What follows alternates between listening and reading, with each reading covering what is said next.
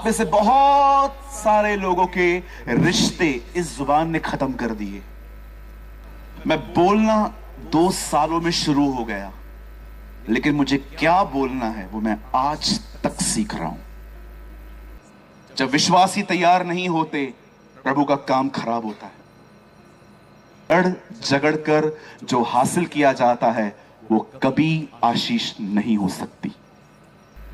हमारी बाइबल में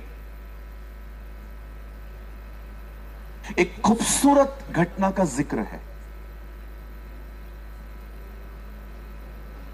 बाइबल कहती है प्रेरितों के काम 2 अध्याय में, जब चेले एक जगह पे इकट्ठे थे तब पवित्र आत्मा उन पर आया। बाइबल कहती है वो उस समय प्रार्थना कर रहे थे। My Bible says they were praying. और जब वो प्रार्थना कर रहे थे, बाइबल कहती है कि उनके ऊपर पवित्र आत्मा उतरा। वे अभिषेक से भर गए। पर मैं आपको बताना चाहता हूं, जब पवित्र आत्मा उनके ऊपर पहली बार आया, हमारी बाइबल कहती है उन्होंने एक चीज देखी कि आग सी जुबानें उनके ऊपर ऐसे ऐसे जैसे जैसे आग की जुबानें जो थी वो उनके ऊपर आके ठहर गई। क्यों उन्होंने अपने ऊपर जुबानें देखी? उन्होंने पेट नहीं देखा, उन्होंने हाथ नहीं देखे, उन्होंने शक्ल नहीं देखी, पर उन्होंने बदन का जो हिस्सा देखा वो था जुबानें। अगर आप उर्दू बाइबल पढ़ें, मैं मोस्ट ऑफ टाइम उर्दू पढ़ता हूं बिकॉज आई लव उर्दू, तो वहां लिखा है उन्होंने जुबानें देखी। मैं आप में से हर एक को बताना चाहता हूं जो इस ग्राउंड पे उपस्थित हैं, परमेश्वर नई वाचा में जिस चीज का सबसे अधिक उपयोग करेगा वो जुबान है।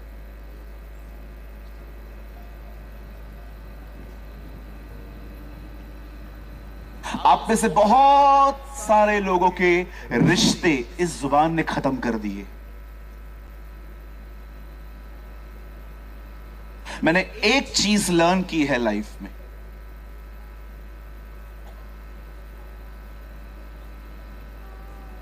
मैं बोलना 2 सालों में शुरू हो गया, लेकिन मुझे क्या बोलना है वो मैं आज तक सीख रहा हूं।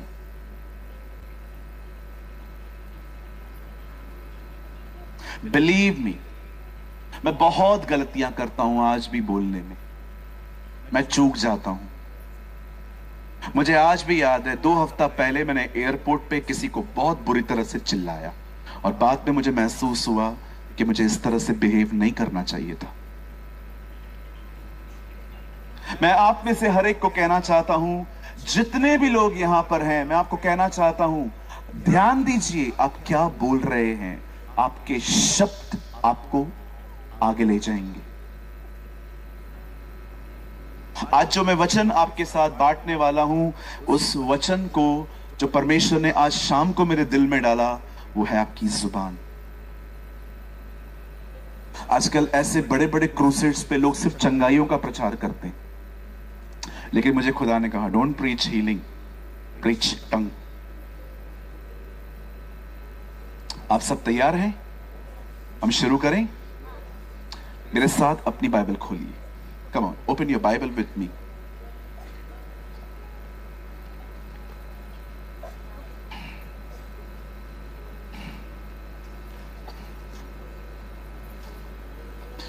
मेरे साथ खोलें द बुक ऑफ 1 पीटर। हम सब खोलेंगे पहला पतरस, उसका 3 अध्याय।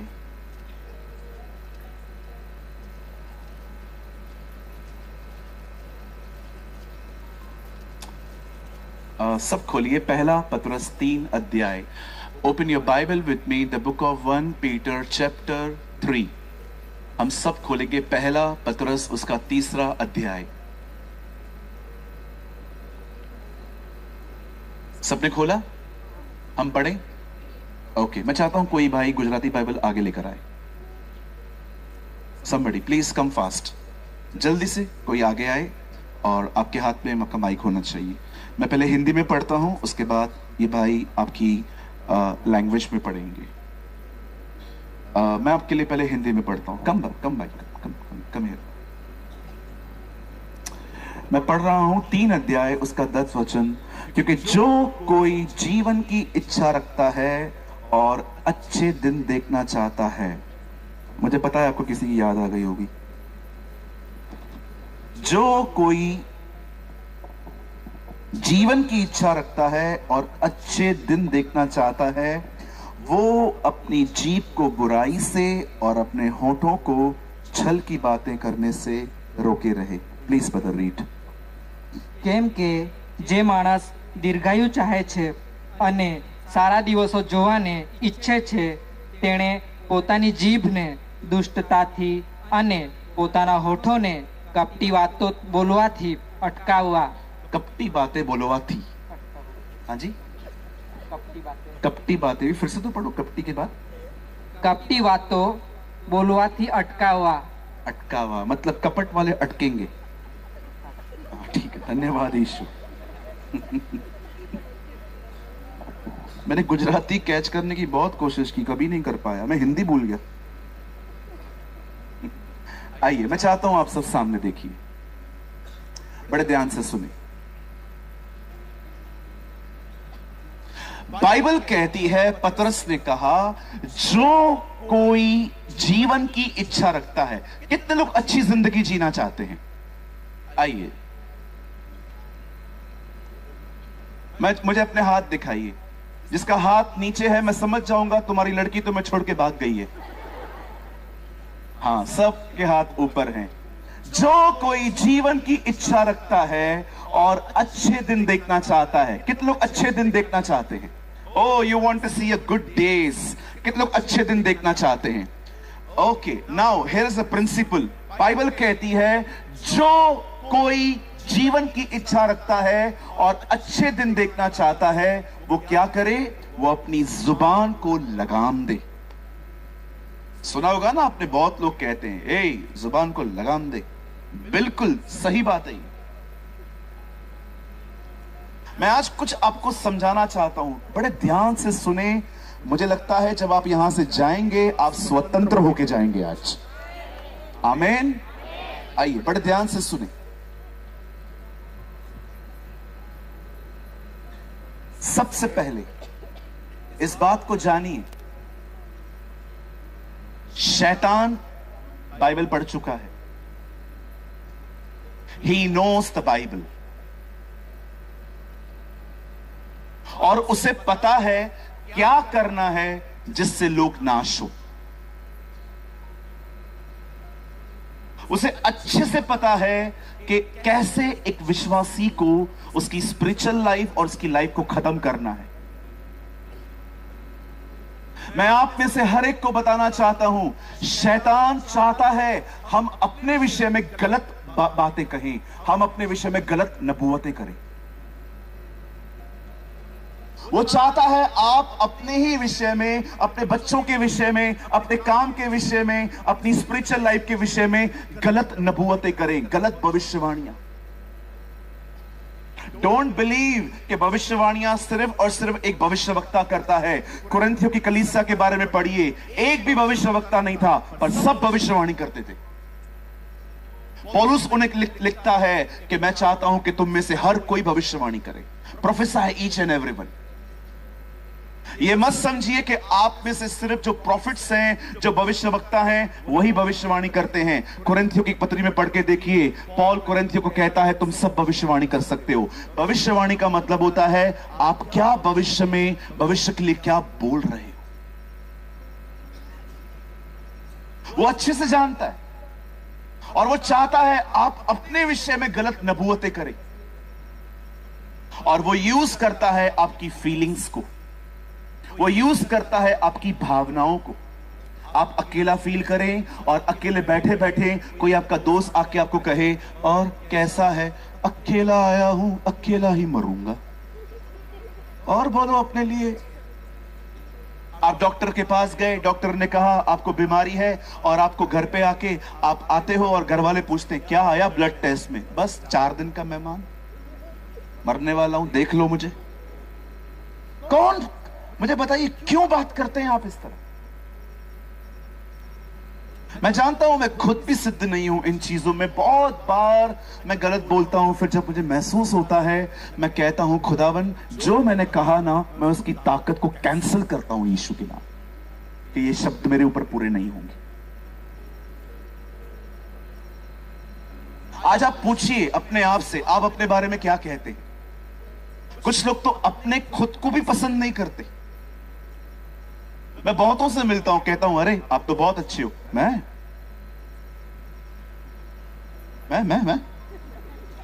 हाँ मैं तुझसे बात कर रहा हूं भाई।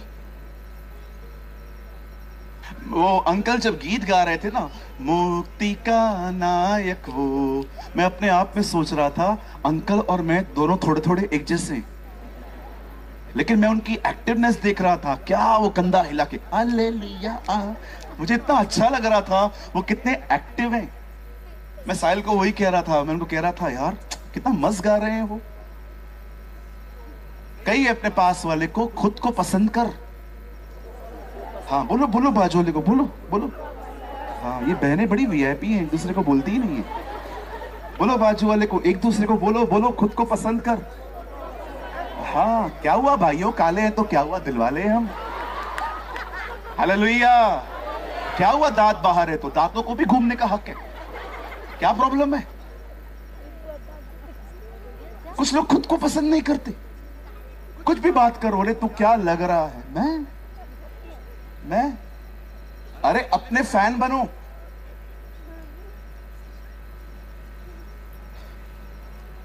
बिल्कुल अपने फैन बनो। एक दिन हमारे घर पे एक आंटी आई, मेरे बारे में मेरी मां से पूछ रही थी आपका लड़का कैसा है। मेरी मां ने कहा मेरा बच्चा लाखों में एक है। मैं आ गया, मैंने कहा मां तू झूठ बोल रही है, मैं करोड़ों में एक हूं। बिल्कुल कहिए मैं विशेष हूं। यस, बाइबल कहती है परमेश्वर ने हमें अपने स्वरूप अपनी समानता में बनाया है। God has created us in his image, in his likeness. आप उर्दू पढ़ के देखिए, लिखा है खुदावन ने इंसान को अपनी सूरत और अपनी सीरत में बनाया। वाह, बिल्कुल।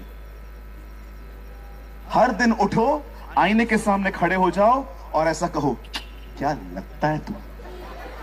बिल्कुल खुद को पसंद करो। Don't hate yourself. मुझे आज भी याद है, एक बार मैं प्रचार कर रहा था, ये एक पास्टर ने मुझे मीटिंग के बाद में बुला के कहा you are preaching wrong thing. Bible कहती है खुद का इनकार करो, तू कहता है खुद से प्यार करो। मैंने कहा पास्टर जी आप बोल दो पहले, फिर मैं बोलता हूं। गलत टीचिंग देता हूं, गलत टीचिंग देते हो तुम। He was a Tamil pastor, गलत बोलता तुम। मैंने कहा ठीक है तुम बोल दो फिर हम बोलता।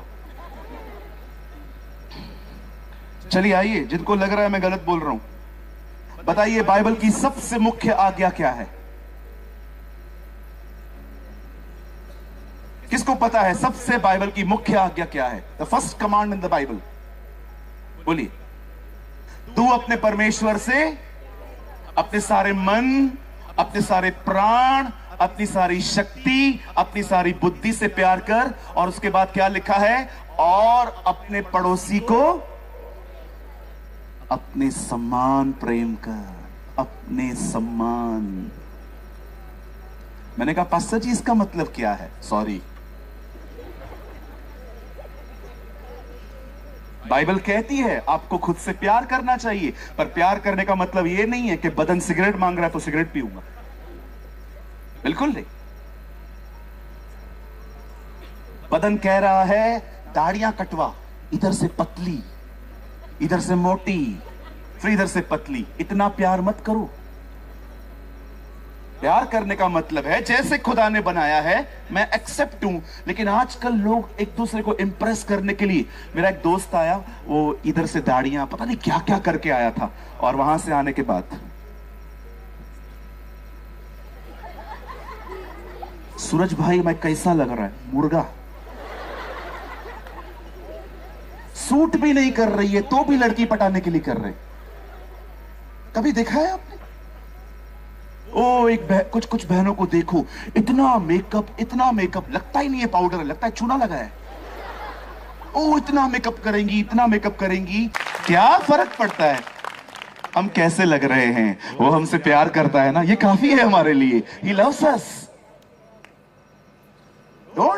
Don't live like a foolish person. किसी शादियों में देखो, ओ बहनों की ड्रेसेस देखो,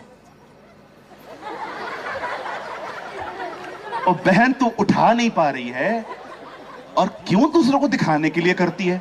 वो 5 पीस पहन के आया लड़का, 5 पीस अंदर ही एडजस्ट करने में लगा पड़ा। अरे क्या पड़ा है, बोलो बाजल को, कब तक दिखावटी जिंदगी जिएगा।